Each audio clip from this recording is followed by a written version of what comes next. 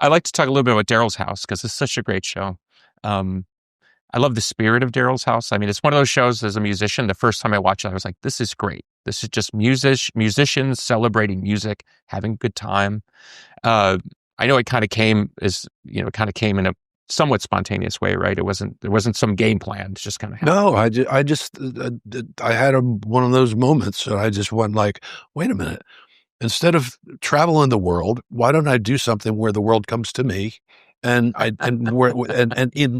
in my house, Yeah. everything opposite land, and instead of having an audience, no audience, and it's just have a good time. Yeah. Really. I was watching this morning your episode with Booker T.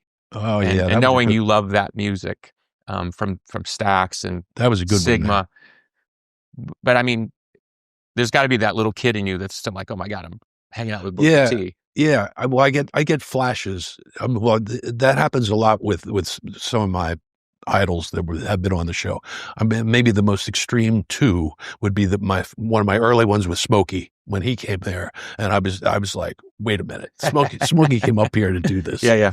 And then more recently was when I did it with the OJs, and that was like, again, baby food. That's Philly. Yeah. And we went to a place, and that's when I really start floating, Yeah. and Booker T, I remember singing, ain't no love, and I was like, yeah, he wrote that song, man. That was always I'm a teenager and I love that song. Yeah. What do you want people to understand about Daryl's House? Meaning, what is the message you want them to walk away with? Because there's a consistency there, but I'd like to hear it in your own words. I think the people, I mean, I don't know if it's necessary, but I want them to know how spontaneous it really is, and how good my band is. They're outrageous, man. They can do things that blows my mind. We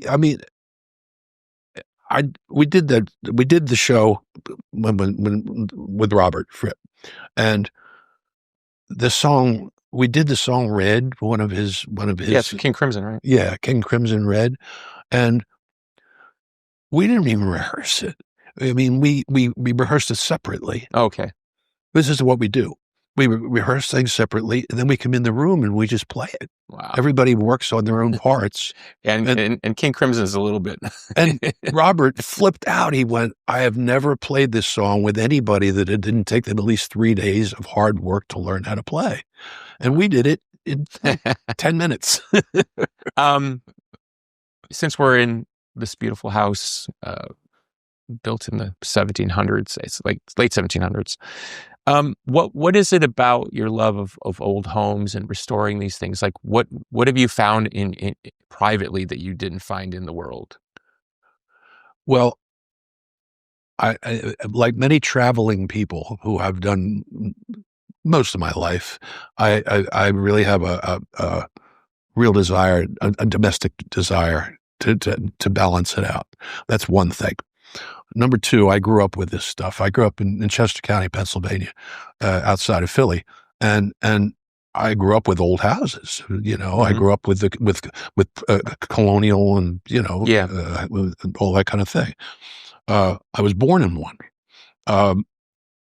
So is that. And also, some people collect art. I like to live within art. And that's what this is. To me, this is a giant painting. So there you go.